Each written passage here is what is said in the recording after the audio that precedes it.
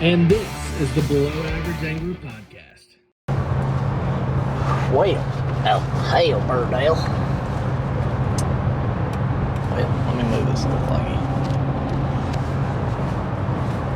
Alright, I think we're good to go. Might be a little crook. I'll fix it in post. Are we rolling? We are rolling. Heck yeah. Alright, what's up, guys? What'd you say? We are in the truck. So this is going to be a different type of our podcast, but we still got the camera rolling, so that's pretty cool. We figured out a way to make that happen. So we are in the truck headed to Nashville, Tennessee for the Bass Pro. Gotta make sure this camera don't slide because the beam's a little sketchy on the wheel. Okay, yeah, that's it. We are going to the Bass Pro Amateur Division US Open. I think it's one of the last ones before the big $1 million Derby. Woo. And we are headed to Nashville. It's Old Hickory Lake.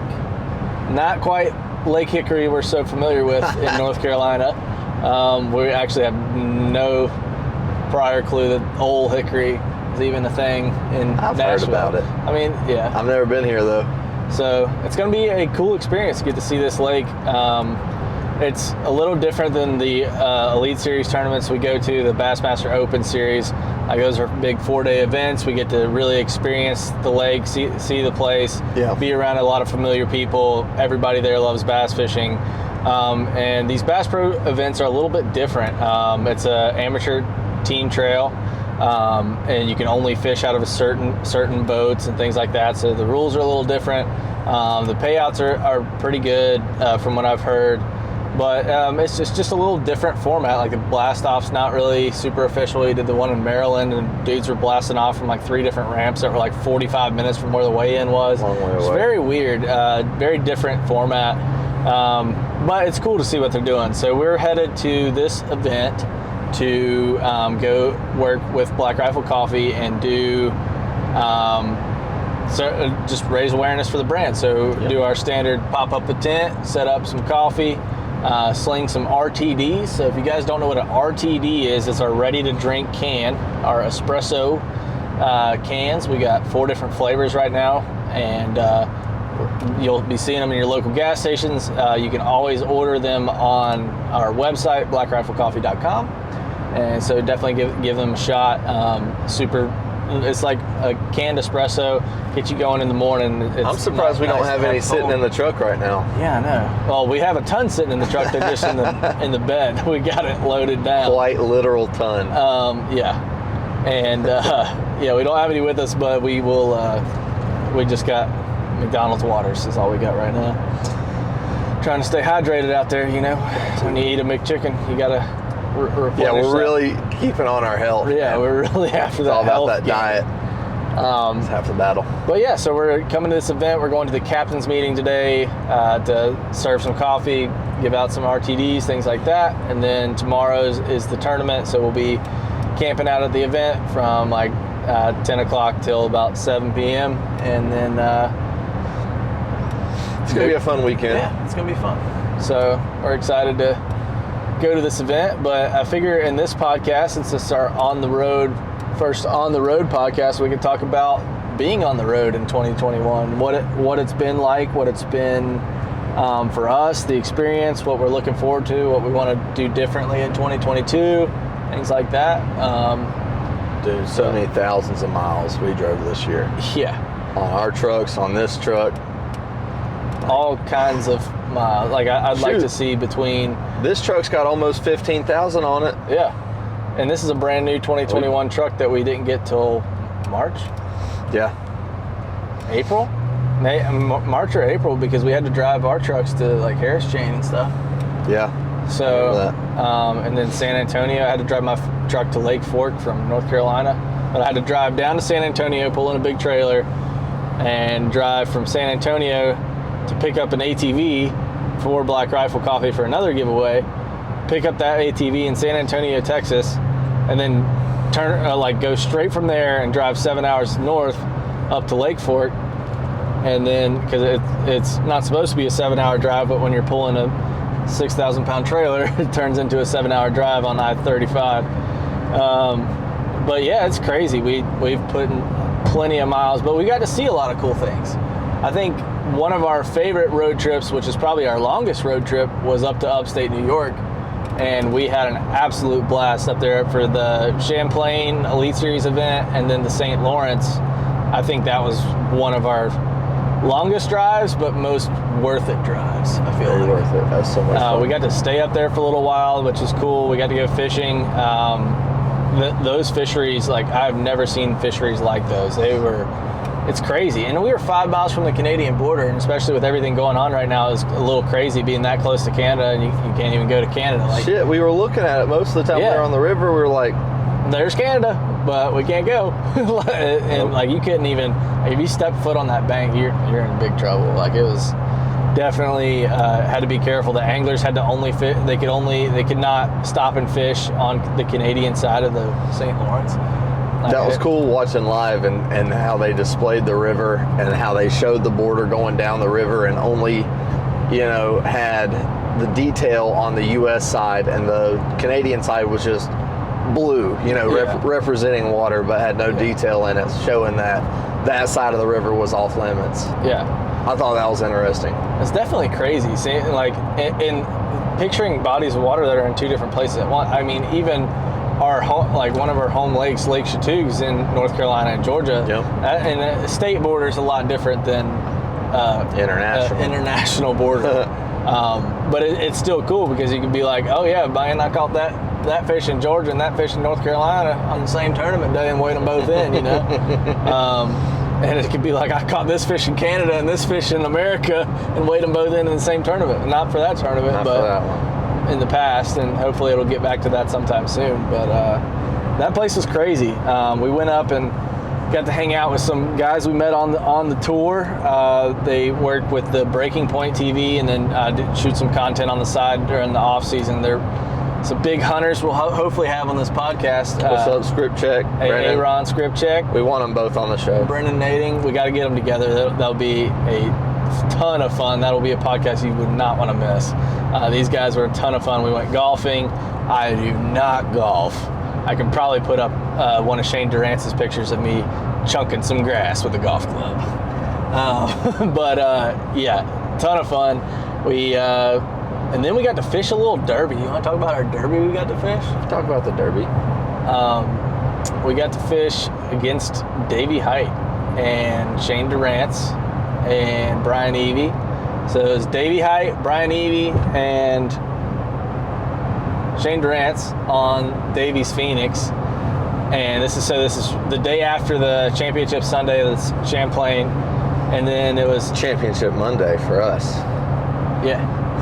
Hell yeah. And so we got to, it was me, Ian, Kai from Toyota. Shout out to Kai from Toyota.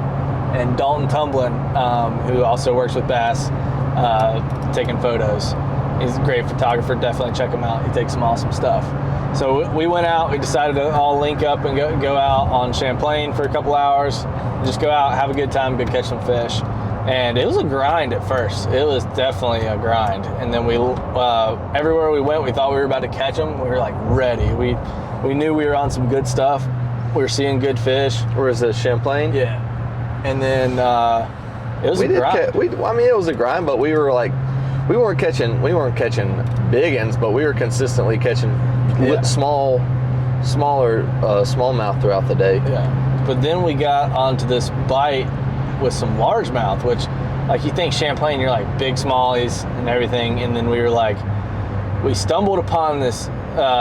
We found this marker buoy, and I was like talking about the mop jig, and which you guys have heard that story in a previous podcast, and I slung that mop jig out onto this buoy, and Dalton was like, "You ain't go catch one on a mop jig? Like, you're on a smallmouth fishery. Like, what are you doing?" And I was talking smack too. Yeah, and it was like dunk, and then it was, close to 3, somewhere in that range. No, it was three healthy fish. Yeah, nice healthy fish, like our biggest fish of the day at that point. Go ahead, Mr. Clint. Give you the honors.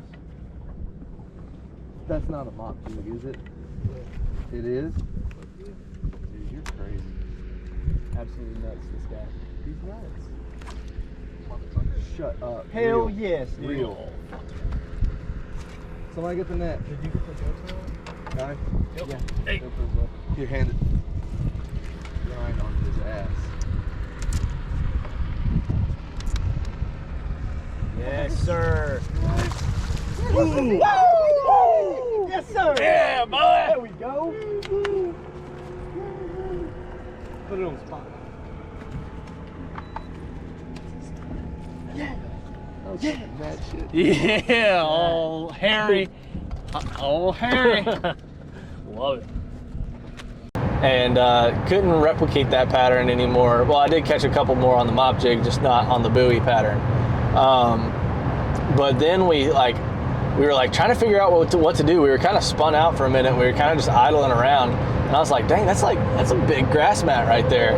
I was like, I wouldn't mind flipping around in this mat and just see. Like, why not? I mean, it was, what was it? Was it June or July? End of June, beginning of July, somewhere in there. That sounds right. That sounds right. And I was like, let's flip around this grass mat. And then we saw some bait flicking around. So Dalton picks up a frog. No, it was July. Yeah. Early July. Early July. Yeah. And Dalton picks up a frog and gets absolutely crushed and caught our biggest fish of the day. Yeah. Yes. Right. Real. It's a good one. It is a good one. Yes, Yes, sir. Yes. Woo! Oh my gosh. Oh, man. That was fucking awesome. Let's go, baby. Yeah. Nice fish. There we go. There we go. That's the kind we need. That's the kind we need. sir. We're doing something right. Yes. It's a little bit bigger than that one that ate the jig. Yeah. And then we were like, what the heck? Like, these guys are not going to believe us that we're catching them out of a grass A mat. minute after, I cut my jig off and tied on a frog, and I got blown up and I yanked it right away from him. I was so fired up. And I was like, and nobody, we got what, four other guys on the boat? Nah, three other guys on the boat, and nobody saw it but me. I was like, damn. But it was definitely a cool tournament. Talk about your smallmouth and stuff that you interacted with that day. I know what you're talking about. Oh, yeah. So we kind of went snooping around the ramp that they weighed in at, just to see if we can't stir up another bite from a little fired up smallmouth on this. What would you call that, kind of jetty? Yeah. Like an erosion control type, keep the waves off the marina type deal. Yeah. So this big jetty island type deal made out of boulders, and I tie on a Buka bluegill glide bait, and I fling it up on this deal, and it followed it out was the biggest smallmouth I've ever seen with my two eyes. Clint says it's 4. I think it was a 5-pounder. I mean, dadgum, the thing was 22 inches long, just about. It was all day. It was a giant smallmouth right there on the tail of it, and I just gave it those little slow twitches, and it eventually just faded out like they all too often do. Oh my gosh! I think But he had some with it. He had too. a couple with it. They faded right back off with them, but that big one was the one that was right on that tail of that thing. That would have been dude. so cool to catch that. Oh fish my on gosh! that bait. And Dalton busted off I'd say close to a 2-pounder right there next to the boat, because he What was locked he down throwing? His drag was locked. He's throwing a wacky rig. Yeah. He was, Two of them. Two big smallies. He's got a fish on. Get the net. Get the net. Get the net. Let him eat. Let him eat. Might be a good one. He's good. He's a big one. Let him eat. He's good. He's fresh. Good. He's so good. green. Scoop it. Oh, wait. I'm gonna... Oh.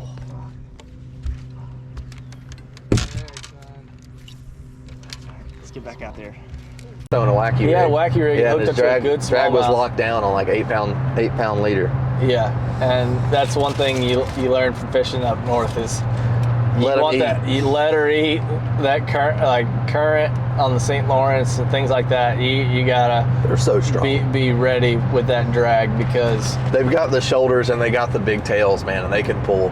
yeah, it's And they're crazy. angry. And a 1 or 2 pounder. will pull you and dog you all over the place. A 2-pounder can break. Well, obviously, a 2-pounder can break 8-pound test. I caught a good, 1 and some change, maybe just shy of 2-pounder way offshore on that day. It was so rough. And caught 2 of them on a heavy drop shot.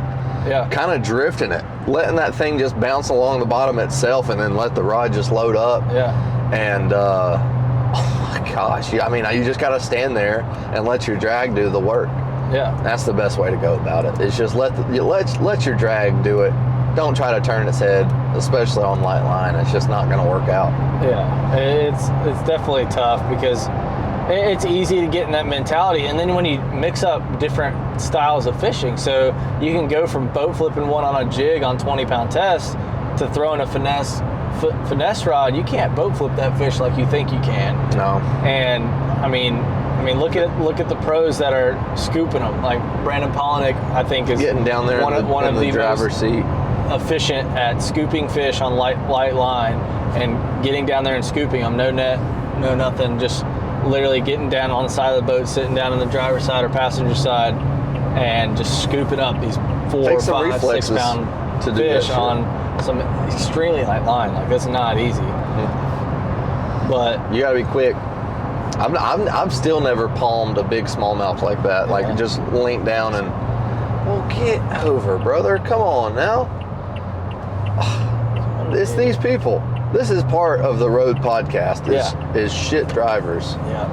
What a dingus. And it just happens so often. Like, there are so many drivers out there, and there are so many that are not good at it. I love my grandmother's joke. People getting their license from Sears and Roebuck.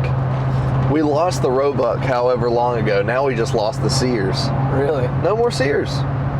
Sears. So you can't even get your license from Sears and Roebuck anymore, even if you wanted to. When was Sears a thing? What even was Sears? Was it like an appliance store? Dude, you used to be able to buy everything. It used to be like a Walmart. Really? It used to be like a superstore, and then it was like clothes and hard. I don't freaking know. But eventually it just became like appliances and like weird stuff, and then that's probably why they went out of business. Huh. Oh, Sears, man. Sears. Yep, no mas. Where are we at? Where are we? Somewhere in Tennessee. We're still on 40. Heck yeah. Still on 40, 42. I love Highway 40. 87 miles till our destination. That ain't too bad. Not too bad at all. We left about, 5:45? Yep. Not too shabby. And this is a short drive for us, honestly. Compared to our 18-hour drive up north to our 15-hour drive out to Texas, things like that. Honestly wasn't that bad, though. No, and it's not. I mean, you take a 4-hour nap, and then you get to drive, and it's over. And doing it with 2 people helps. I mean, you got to. 18 hours that's a haul. Yeah, that's a haul by yourself. And we've made big hauls by ourselves. I would have to take a nap. Like, I would have to pull over and take a nap. I couldn't do it straight shot. See, my only way I can do it straight through, like I just drove back from Texas, that was only 14 hours by myself. But the only way I can do it is leave at like 4 to 5 o'clock in the morning, and then get there, like try to get there before it gets dark. Because like as soon as it starts to get dark, I get sleepy. For the second time. Yeah. Gets dark again. Yeah. Yeah. But it's crazy driving through a whole day like that. Because it's a whole day gone. It's a whole day gone. Sitting. It's a whole day sitting still. And that's what sucks. Is like I try to be as efficient as possible on my drives by myself. So like I pull up to the gas station, start the gas pump, run in, go to the bathroom, come back out. By that time the gas pump's gone, jump back in the truck. So like it's literally just taking 100 steps on your feet, and then you're back in the seat. And like it's probably not the best way to do it. You definitely should take some time to stretch and things like that. But sometimes you just trying to get there, I don't know. I shouldn't be giving gas advice. I don't know guy to give gas advice. But gas advice. I don't know. Road trip advice. I don't know. Dude, we are people who give road trip advice. I don't know anybody that drives as much as we do. No, I don't either. I have friends swipe up on my story like, where the hell are you headed to now? It's like, All the time. I mean, I don't post where I'm going like you do, but yeah.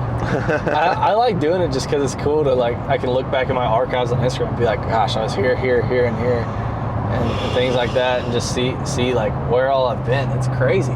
it is crazy. We've been in a lot of new states. See, for mine, I just when I get bored, or if I'm shit out of luck somewhere with no signal, I'll get on my photos and just see, go. I just kind of do a big old scroll, like spin the wheel, see where I end up at, and like where was I back in 2017 or right after I got out of school. And I do that on the airplane all the time. When I'm airplane's good. That's a good place for it. No service or nothing. I just go back through my photos. I also like to Photoshop funny photos. Yes, you do. Just for fun. Pretty good at that. Going back through and just like doing some crazy stuff on Photoshop.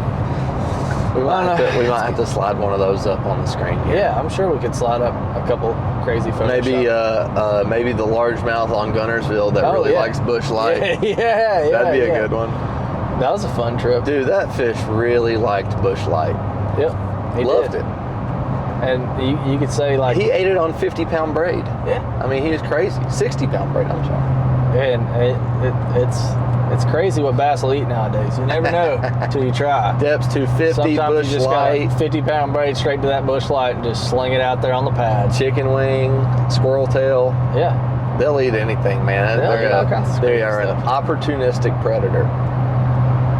They'll eat it all. Yeah. Well, what were we watching the other day?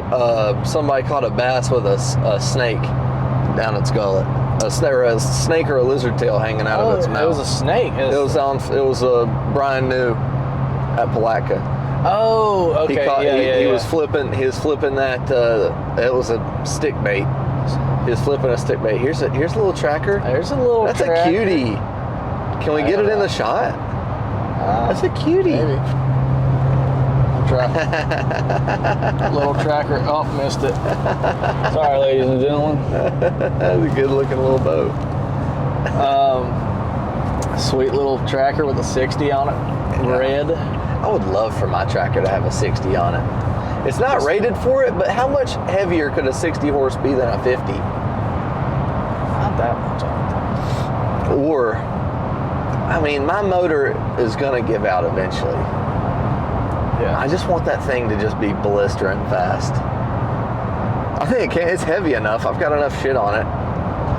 It sits down well enough. You just need to do some underground stuff to it, flashing and shit. Whatever that means. I hear the mechanic folk talk about flashing a motor, and all I know is that makes you go faster. I think what is easier to do with those small motors is bore them out, so make the cylinder bigger, and then stroke them, which I think makes the stroke longer, so you're getting more displacement and more power out of the same block. I think when I would hang out at that mechanic shop down the road from my old house, he would talk about doing that with. I mean, he raced little boats like that, and I don't know the first thing to do about it, but it'd be fun to like build a motor and then get a little tiny bass boat to skin her back. Heck yeah. Oh my gosh. And Get to getting that skinned hole back on a quick. tiny platform like that, like it's different going 70 in a 21-foot boat, but I'm not saying going 70 in a 17-foot boat. I'm just That saying ain't happening. It'd be fun though. Going like 40 or 50 in that thing would be sweet though. You're darn skippy. Get to that spot, catch some bigs. It's funny that you've got these giant platforms, and they're great fishing platforms, and like obviously I see the use for it, but you're going out there and often enough you're catching a 12 to 15 inch fish. I just think it's funny, man. Yeah. You got all this room for. It's a workspace for a lot of those guys, and I mean I definitely use my little boat as a workspace, and it works better alone than. Yeah, it's hard squeezing both of our big asses on your little boat. And then camera gear, extra tackle, And then trying to get shots. It's a lot of tackle when I'm by myself. Yeah, for sure. And so, I mean, I'd like to have a little bit bigger boat, but man, that boat just is so easy. and it's so stress-free, low cost to run. Something you need to think about when you're looking for a boat. Yeah, I know. I've been on the boat shopping market right now, pretty hardcore, and had some letdowns and stuff because, you know, trying to get a big old loan when you're 23 and not making much money is a little hard when you don't have that credit history. So had some big dreams thinking I was going to buy my dream boat, and that got crushed pretty quick. And so you got to be realistic with yourself. Like, could I have afforded that boat? Yes, but would I have been financing at a ridiculous rate? Yes, and it would have just been, it just wasn't the right fit. It was a great boat. It's a boat I hope to own in the coming years, something similar to that Express X21. But is that going to happen in the next few years now? What year was it? Was it an 18? It's an 2018 Express X21. Yeah, that's a high dollar rig there, old son. Yeah, he had it listed for 50. There's nothing wrong with looking for a good second boat. Yeah. Not the giantest, biggest, baddest, bitchinest boat. Yeah. You would enjoy having a little scooter that you can get out there and just burn down the little lakes and cover water and not spending $80 a day in gas. Yeah, and that's what I'm trying to figure out. I'm trying to find the balance of the 21-foot boat that I want. 20 to 21-foot boat, still be able to go at least like 60 or 65. Like for them tournament blast-offs, man, like I don't want to be in the dust like I was in the Ranger. And if I got to spend that extra money on the gas, that's fine. I'm okay with that. I'm okay with paying for gas. But I want to be comfortable, and I want to be able to get there. I hear you. So, looking at some old Skeeters, looking at some old Bullets. I don't know if I'm quite going to pull the trigger on a Bullet. I like them. We just passed one on the road not too long ago. It was a clean looking boat. It looks sweet. But like I just heard some good things. I've heard some bad things. You know, I don't know. I wouldn't mind it. I think it's cool, but for my next boat, I don't really know if that needs to be a Bullet. But really looking into the Skeeters, like the older, like 2000 to 2010 Skeeters, some of those, I think they've got good reviews. I mean, I could get one with a 225. I don't know if I'll quite go to 250. Well, if you're getting a 21-foot boat, I'd say it needs an engine to match. Yeah, that's true. Now, if you get a 20-foot boat, then I would say go with a 200 or a 225. If you go with a 19-foot boat, 175, like, you know. Yeah. I would kill for a 19-foot boat with a 150 or a 175 on it. I mean, that would be way more boat than I ever needed. That shit would, because when we were out on that 19-footer with the 200. No, it was Cadence. That 175 Merc. Z18. Dude, that thing, was that an 18-footer? Yeah, Z18. Dude, that thing was getting around, and it just, with the three of us popping up on pad and just getting like, that was a bad little motor. And the way it sounded like you had a flock of chainsaws behind you. It sounded awesome. Oh yeah, that thing was sweet. That was a fun boat, and that was down there on the Harris chain. That was. We didn't find any big ones though, did we? No, we didn't. We found a whole bunch of 10 and 12 inch. We found a big old gator. Baby gator. Very baby Everything. gator. Oh no.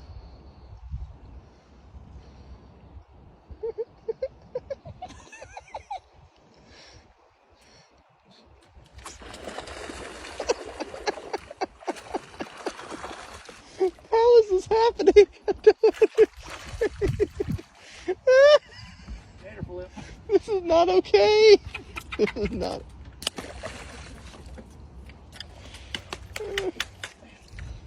You're gonna have to do the same thing, man. Oh, that is so funny. Oh, that is so funny. Get him. Get him. That's a bigger one.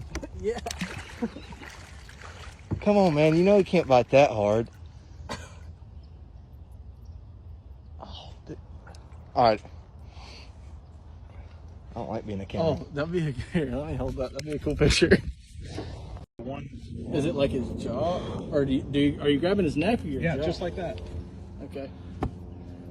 Whoa, Yeah, I'm gonna let that go of him, okay? All right.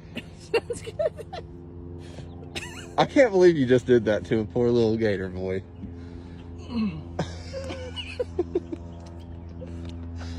He's biting it. Mama's gonna wait, Mama.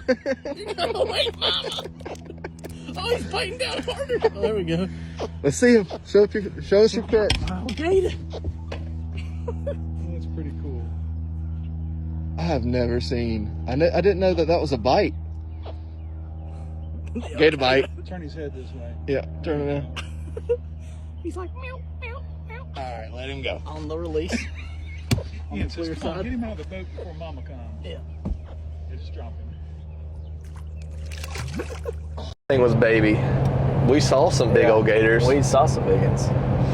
Catching that gator was honestly probably one of the best highlights of that trip. That was so much fun. They're so funny when they chase your frog. Dude, Dude. I just like that was funny. I just liked how hard those little fish would damn smack a little tiny finesse Texas rig with a little stick bait or a little curly tail worm on They it. would kill it, man. They would kill it. It was so. I had made a switch before I went down there, and I took braid off of this certain rod, and I put on a old school P-line, extra tough, extra strong, whatever.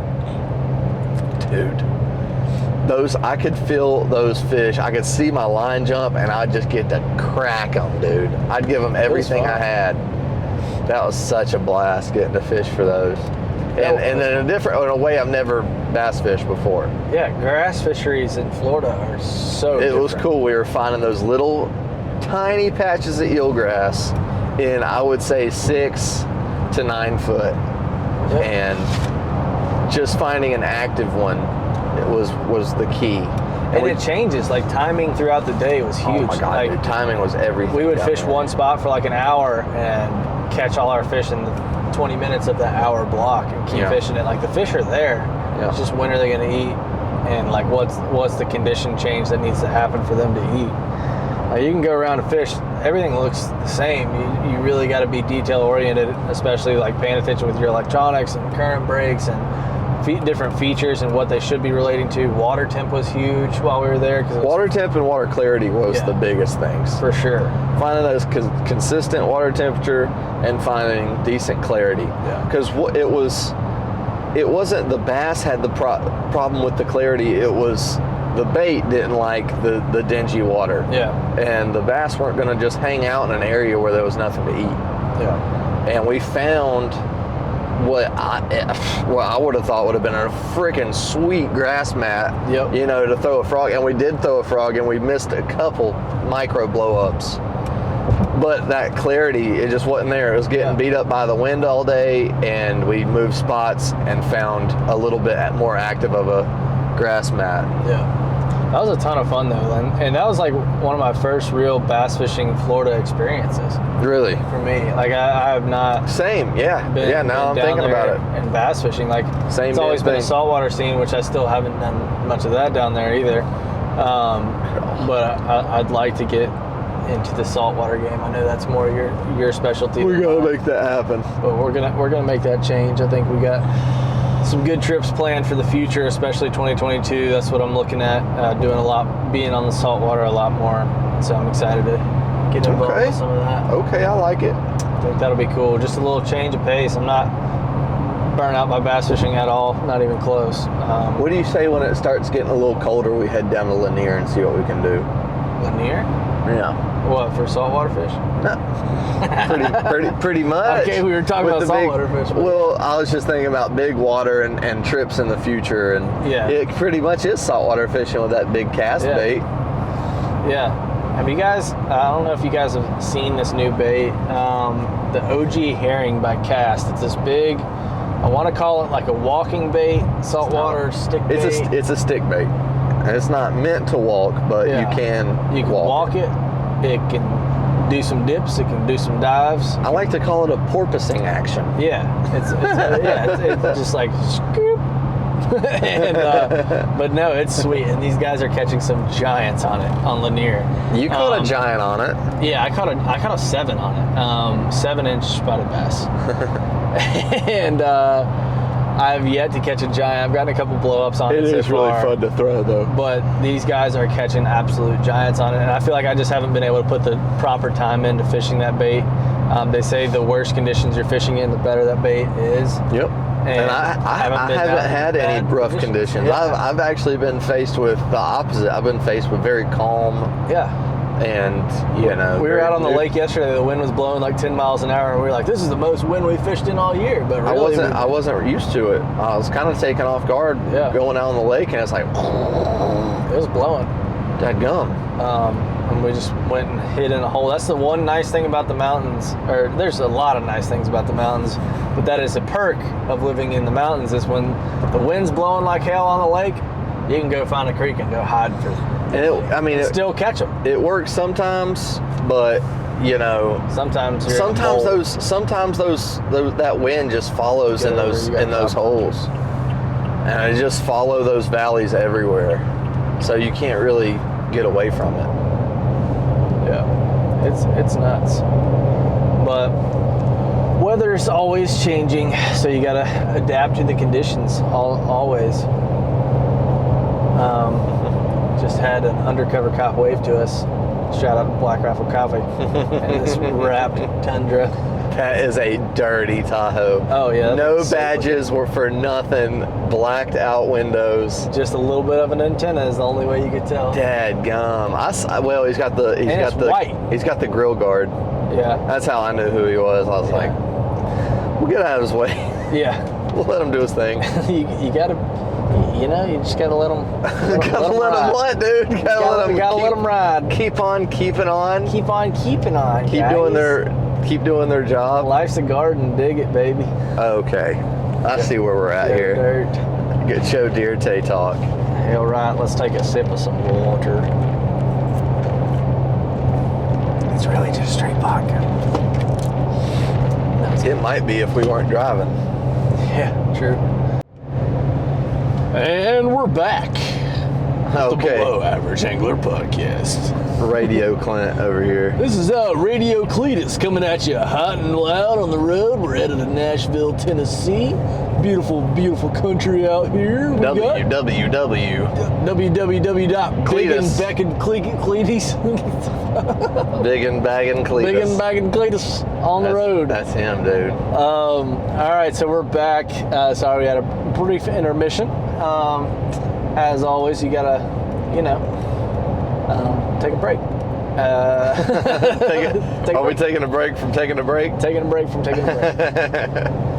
I've been chilling on this drive. It's been an easy one, dude. Highway 40, man. This one's nice. It doesn't get any easier than Highway 40. Pretty straightforward. Gets a little serpentinal in Knoxville, but going through the mountains, you got a concrete barrier on your left, and you got your 18-wheeler on your right, and it's just meow, meow, meow, meow, meow, swinging. Stuck between a rock and a wheeler place. Yeah. Wheeler Walker, 18-wheeler junior. Okay, 18-wheeler junior. That's probably his son's name, right? Yeah, 18-wheeler junior, son. That's funny.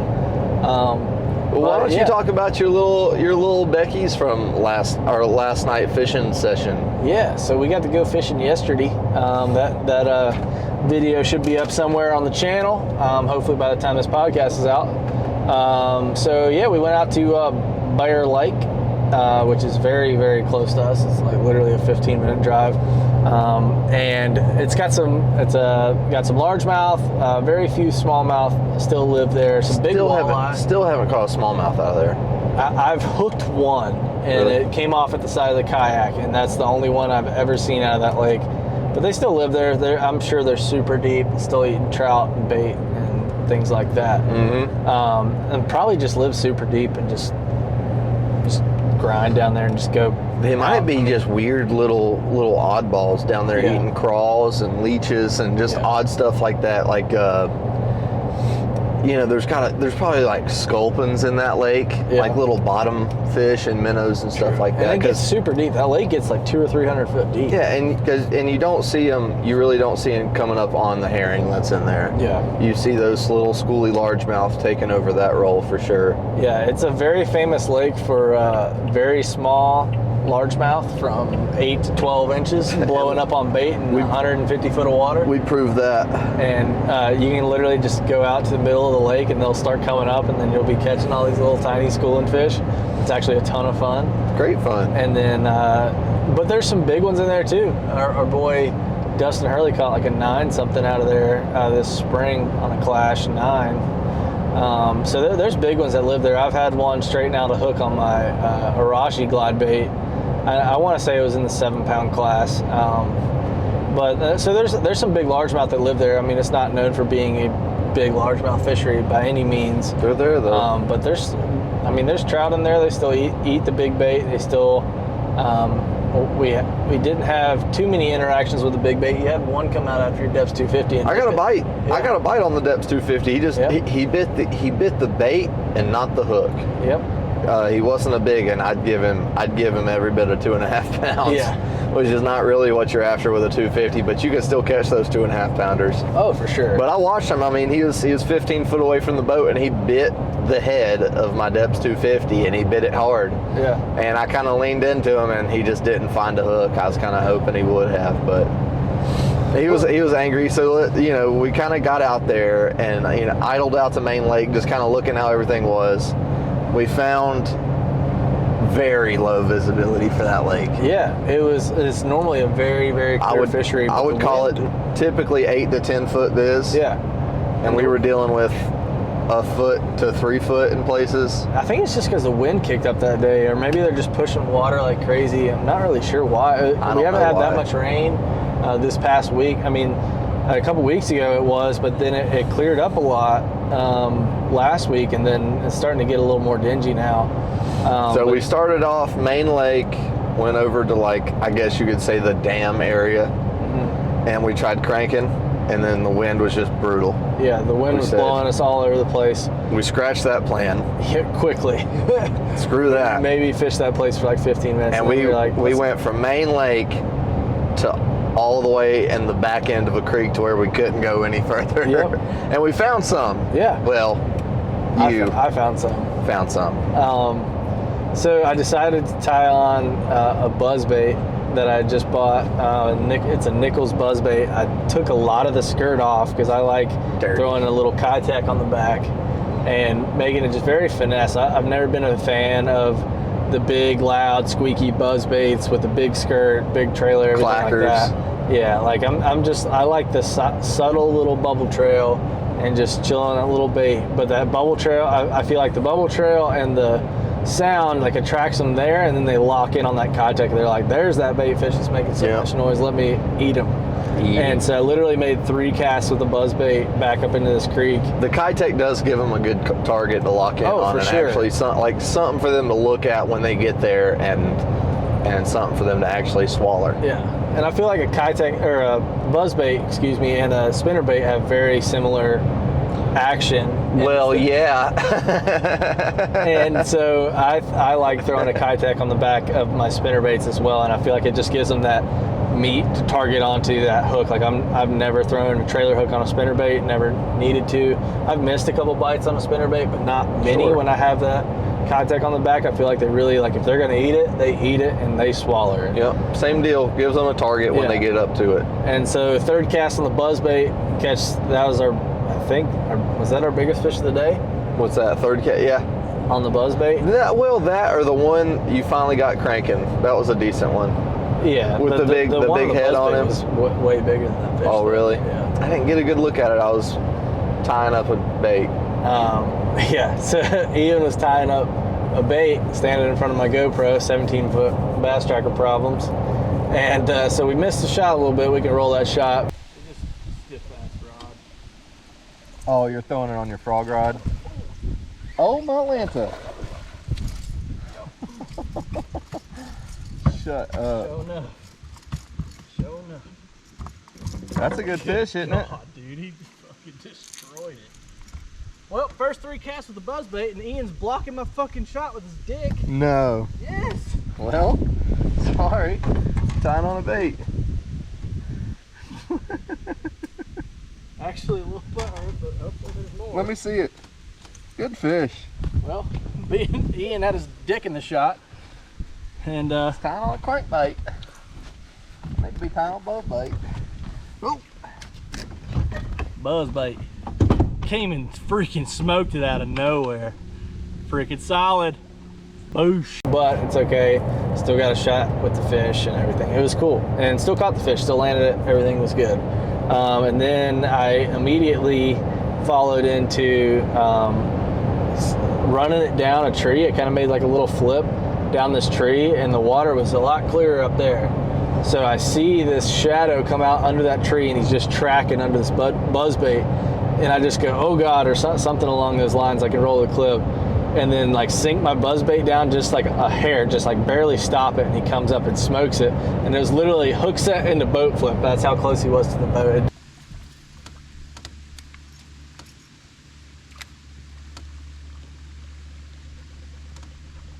Oh my God. Shut up.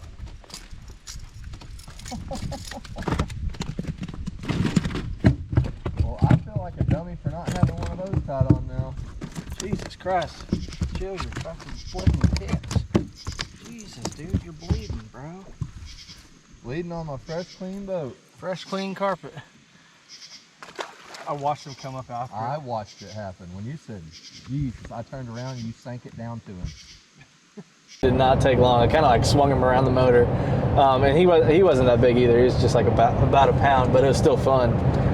Then we tried to weasel our way up into the creek, and then the current was pushing a little too hard, and there didn't seem like there's much action going on up there anyway. I guess not. I was hopeful. I'd been up there and caught a couple little fish up there before, but yeah, that water was really coming out of there. I'm hoping that it fills that lake up a little bit. We might go check it out again. Yeah, for sure.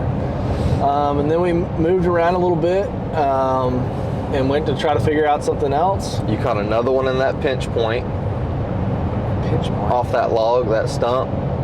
Oh, on the fish. DT20, yes. So I was cranking. I think you caught more fish than you think you did that day. I was cranking in the wood, or in this pinch point by an island over there, and the wind was still kicking, so we were like, okay, we're not going to spend too much time here.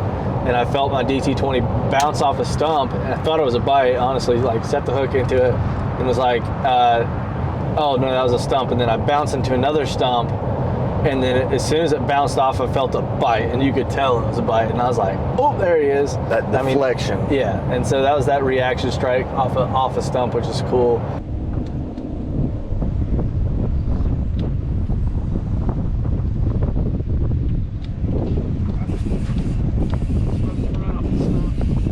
Nice. Good?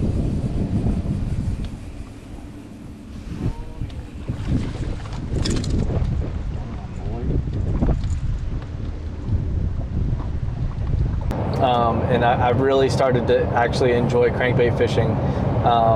Like I've said in previous podcasts, I like to go out and buy a really nice rod and reel for a setup that I'm not comfortable with. So I did it previously with a jerkbait, and then I got me a deep cranking stick and a good reel that I was using for a lot of other things. It ended up being a perfect cranking reel, Titanium DC, that I bought from Oliver Nye. Old school Titanium DC, it's sweet.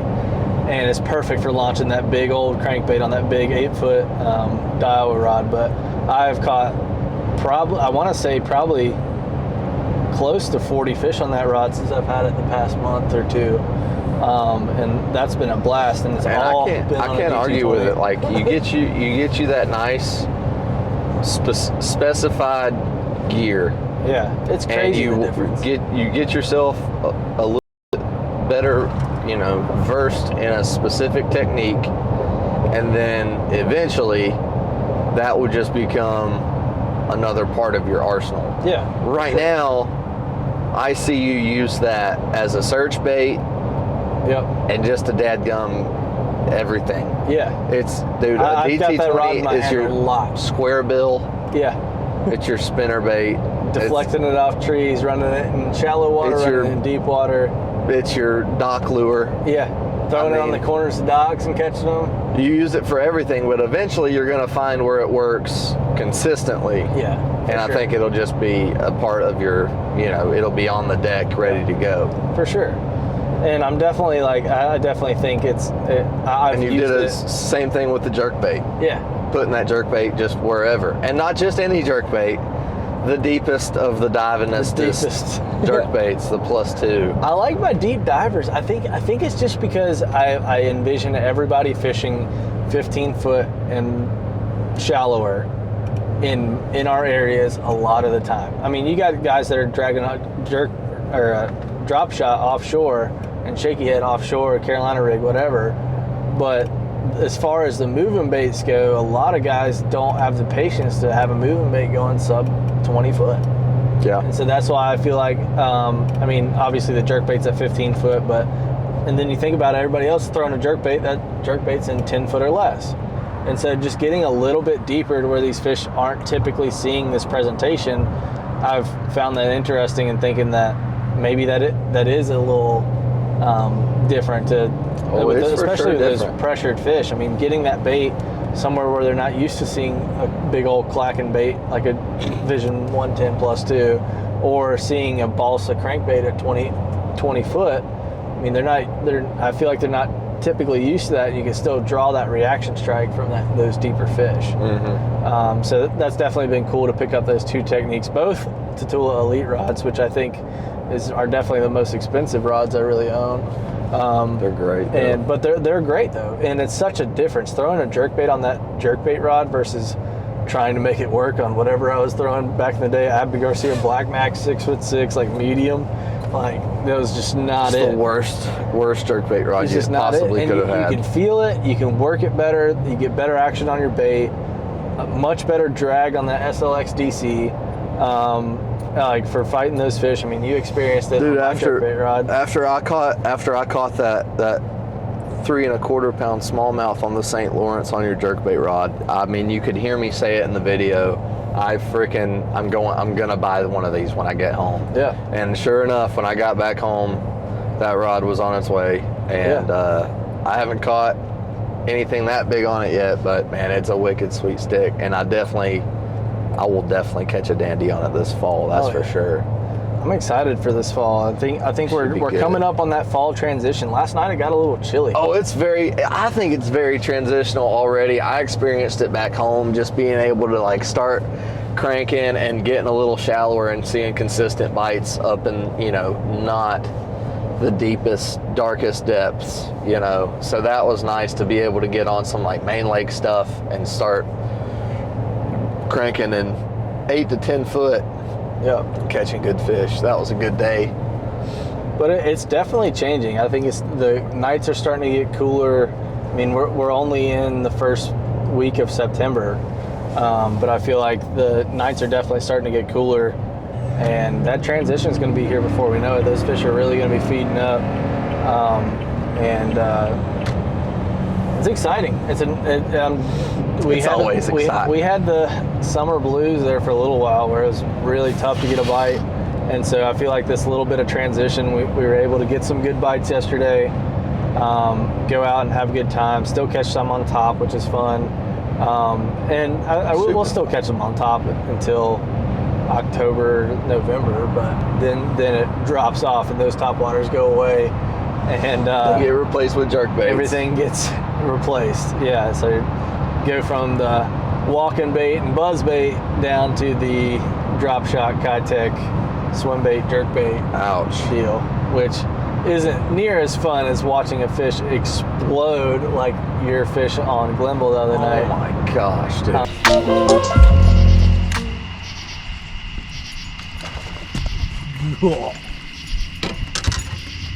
Don't you worry, buddy. I'm coming. Keep him pinging. What the hell is it? Keep him down. Over here, other side. Okay. He's not done.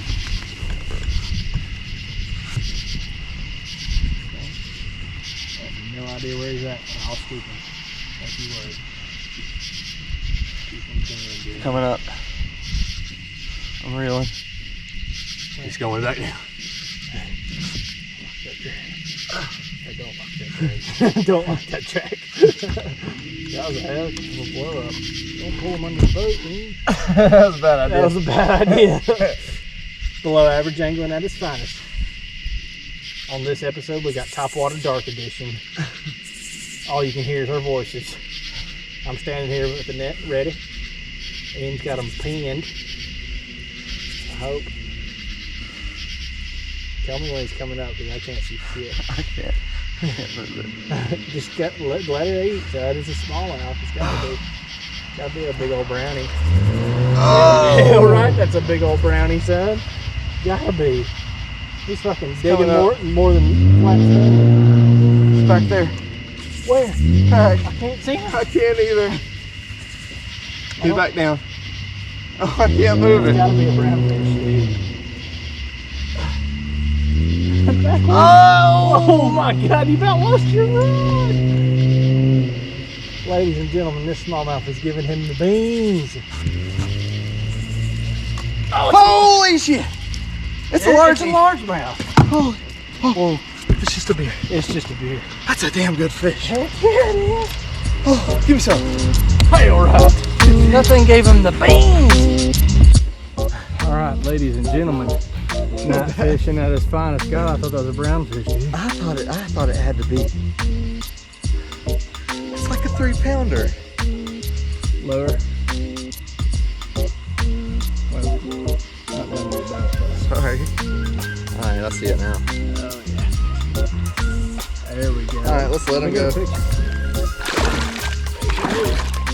That is the most violent largemouth topwater bite I've ever gotten. I've had a spot scare me like that a couple of times, but a largemouth just boiling the water like that And was in the pitch black frickin' dark. sweet. Yeah, and just seeing a big old white, Yeah. right up there. I mean, he probably ate it 4 or 5 foot off the bank. Yep. Oh my gosh, I had that fish on a 13-pound test mono, which is like a new deal I've been playing with. And I got to crack him pretty good on those treble hooks, which you don't get to do as much with the braided line. And man, I'm glad I had the mono, because that reel, the drag, kind of disappointed me. So if you see the clip, I fight that fish for almost 2 minutes, and he almost pulls the rod out of my hand like 3 times, because my drag was just, I was having to strip line off that reel in my hand. Yeah. That's bullshit. That made me so mad. I got on eBay when we got back. I'm like, I gotta buy like a handful of good reels that aren't gonna, you know, give me any variables like that, because I don't like having, in that one thing, I mean, that's like the thing that catches the fish. Yeah. The lure, the line, and the reel. I mean, fuck a rod. Yeah. The rod helps get the lure out there, you know what I'm saying? Yeah. That's the one thing. And I was like, man, get that line off there, let that bass eat. I fought a bass for a largemouth for almost 2 minutes, man. Yeah. That's a long time to have one hooked up on treble hooks, dude. But dadgum, it was a fun fish to catch. Oh, for sure. It was a crazy fight. I thought he had a big old 4-pound smallmouth just dogging We him. both did. But I mean, it was a solid 4-pound largemouth though, and on top It was long and skinny. Yeah, it was right when the sun went down. After the most beautiful sunset I've ever seen in my entire life. It was weird because it was like very overcast, and then all of a sudden, like the sun just blew up, and it was just like super bright for about 30 minutes, and then the sun went down.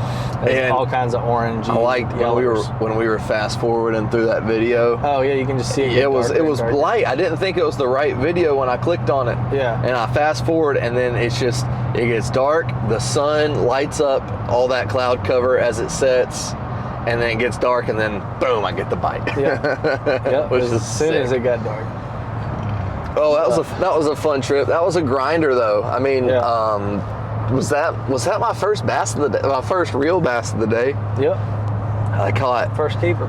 that was a dandy at the end, and I caught a 3-incher in the middle on my little bluegill cranks. Yep. And then a ton of bluegill. What a grinder. pan full of bluegill. Dude, I mean, I guess I'm glad that we didn't have to clean a bunch of fish, but they would have been tasty. Yeah, it would have been a nice little freezer full.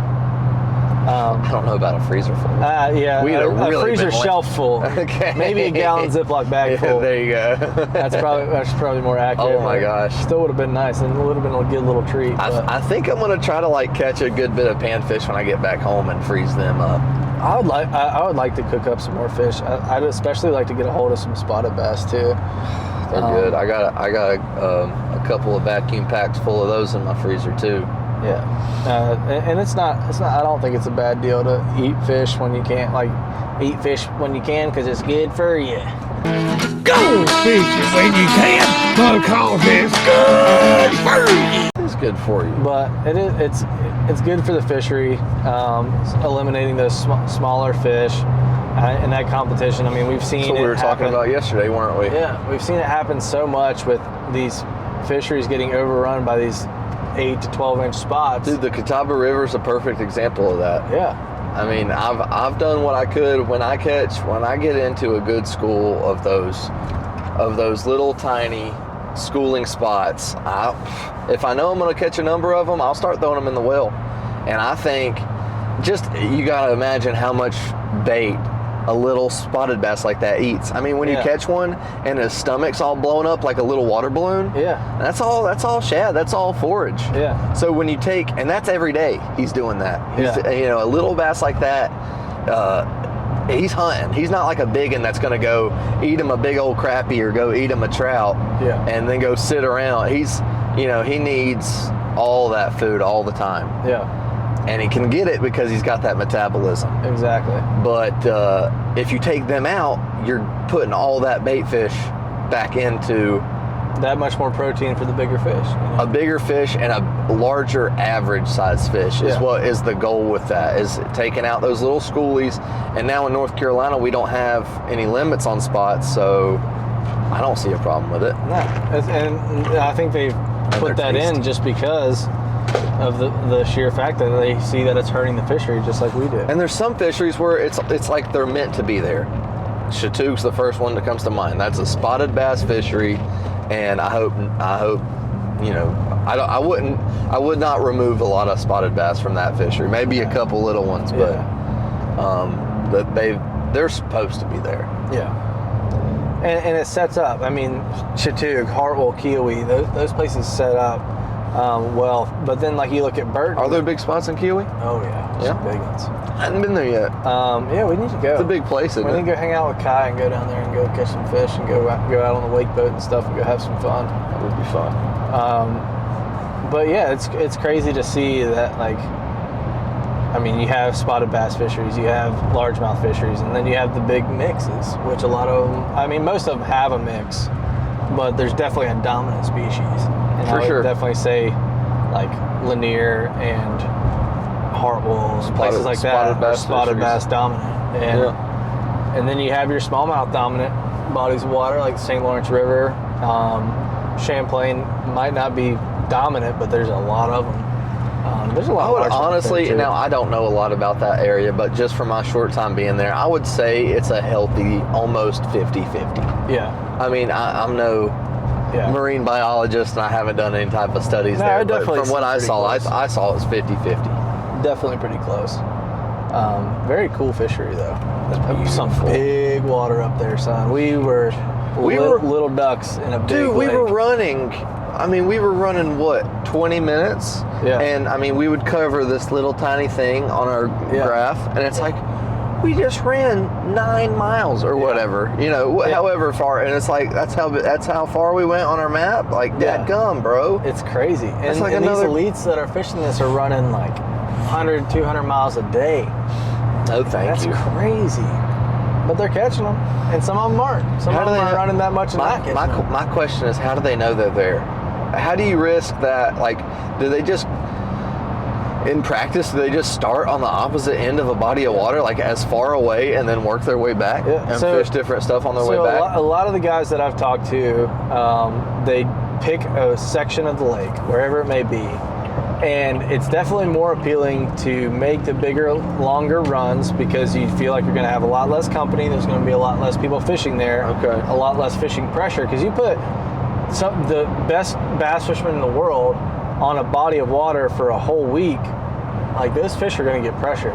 Not to mention all the local pressure, local tournaments, things like that. Those fish are going to get pressured. So I feel like they're trying to get as far away from the launch as possible to have that less pressure factor. But also, they'll just pick a certain section and be like, okay, I'm going to break down the lower end of the lake today. I'm going to break down the middle end, and then I'm going to break down the upper end. And then they'll probably work more of their upper end stuff in the beginning sometimes because it's all pretty equally pressured. And then as the tournament goes on and there's more and more and more pressure, they're going to run farther. But then you have people like Jason Christie and Brock Mosley who on the Sabine River were running it was like a 2-hour run. And they were running, sorry, there's some dumbass in a Dodge blasted by. Jason Christie and Brock Mosley running forever on the Sabine River. I mean, Jason Christie was running his boat at like 35 miles an hour for 2 hours. Like, could you imagine? Every day? Like, he was running on fumes getting back. And, that's crazy. But he won. Are they allowed to bring like a 5-gallon gas can with them? I don't know if they are or not. I feel like I don't see why they wouldn't. I guess it just takes up room in the boat. I don't know. That's the first thing I'd think of. But if I knew that's what I had to do, I would feel better doing that. Oh, yeah. Instead of, that's a gamble. No, I'd strap down 2 of them cans in the back. Just to make sure. Let the camera and not guy use sit them on unless I know I need them, Yep. I would do that. Let the cameraman sit on them. Yeah. He'd like it. Yeah, nice little booty seat. Smell like gasoline for the rest of the day. That's a good point. But I don't know. That's one thing I think of for guys making those long runs is either their marshal or the cameraman that's got to be right there with them. However bad the weather is. Yeah. That marshal doesn't have $100,000 riding on it, and they're just along for the ride. Yeah. And that's like you might pick a bad hand. Yeah. And get somebody that's running that 2-hour run. Yeah. Running that 2-hour run, or just a rough boat driver in general. I've heard some horror stories from some marshals about being with guys who just skiing her back and don't care and just send it. They'll beat them up on the waves. They'll do whatever they got to do to get there. And I mean, it's their job. Like it's their livelihood. So like, I understand skinning it back a little bit to get there. Make sure you have, because I mean, it's such a time game. You have 8 hours to make it happen. Mm-hmm. And every time you're running, you're not catching them. But so you really have to, like, longer your bait's in the water, the better your chance is to catch them. But I'm not saying drop the trolling motor at the ramp, but which I like to do a lot. Yeah. But I don't know, just maximizing that potential though, and it's crazy. It's huge. Those guys will run those boats very efficiently, and then some of them are wild. Them boys, and then bass cats just going 90 like. I wouldn't mind it. 80. Dude, you talk a little bit of smack about the cats, but I kind of like them. I wouldn't mind it. Yeah, I mean they're not a terrible boat. I know it's not the name of them, but they remind me of like a javelin. Not like the boat, the javelin, but like the Olympic. Okay. I was thinking of a boat. No, I've never been on a javelin, but I have watched. You've been on a javelin. Have I? Yeah. Who's? Steven Eckhart. You're right. That was a javelin. You're right. Back in the tournament fishing days for Ian. I don't even remember that thing. But so it looks like a spear, like your. Yeah, it looks like a dadgum. It looks like a dadgum arrowhead. Well, that's because it's so daggum narrow. It's badass. I loved it. I mean, for me, if I was out there fishing for money by myself, I would probably go with that. Yeah. Honestly, because you haven't seen that thing in rough water though. No, but I mean, we went across some boat wakes. I mean, you did say we were heavy with the 3 guys in the boat, but fuck it, go fast enough where you go over top of them. Just I don't know. I just feel like I just don't like the rough riding aspect, and then the super narrow boat aspect. I like it. I like a big deck. I either like one or the. I mean, I'm 2 extremes. I'd either want it, if I'm gonna go fast, I'm gonna be narrow and take what I can get and go fast. But if I want a big giant platform, then I don't give a fuck about speed. I've got a big platform. It's just, I mean, if I'm gonna choose one, I'm gonna choose one extreme or another. Yeah. It's hard to find a best of both worlds. I think a skeeter makes a good platform for having a little bit of both. The Phoenix is pretty good too. Like those 920s are pretty fast, and you still have a big platform. Yeah. Oh, dude, they're huge. Especially Paul's 21 for a Phoenix. I mean, that thing didn't go like super fast. It go like 68 with both of us in it. It's plenty. But I mean, the deck size on that thing was insane, and it rode so well in rough water. I mean, we were in 4-foot rollers on Guntersville and just plowing through them. Really? Yeah. I would hate to be in 4-foot rollers on Guntersville. Yeah, it's crazy. Is that when wouldn't is that when expect your it. drone fell off the back? Yeah. Really? So, yeah. So I had my Okay. drone in this Pelican briefcase looking thing, which floats, and I didn't know it floated. So I've got a drone, Learned today. memory cards. Like I had like $2,000 worth of stuff in this case, and we're going out, and we had a bunch of people on the boat, and then Paul's like, "Hey, I'll drop you all off the boat since these rollers are so bad. I want to get some footage on this GoPro on the dash cam of how like this boat going through this insane wake." So we're like, okay. So he drops us all off on the dock.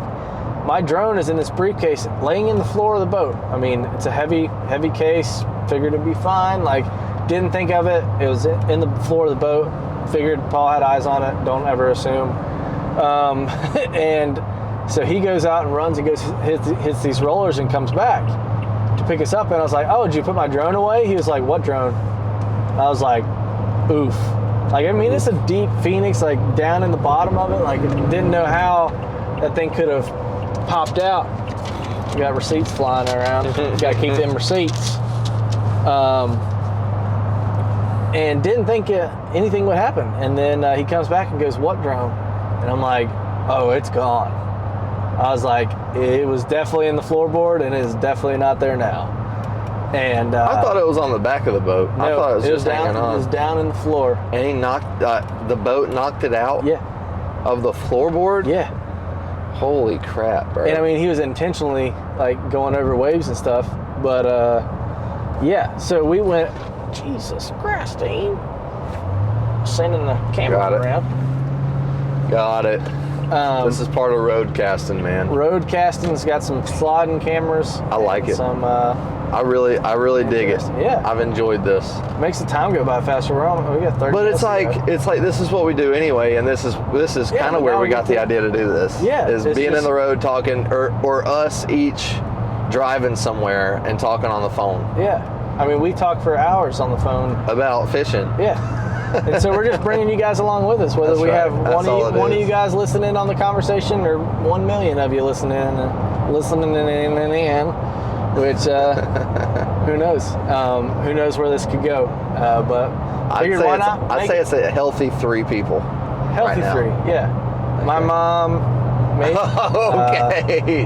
Shout out to Kathy Joe. Yeah. My mom still doesn't understand what a podcast is, Yeah. and that's okay. That's fine. But the drone case.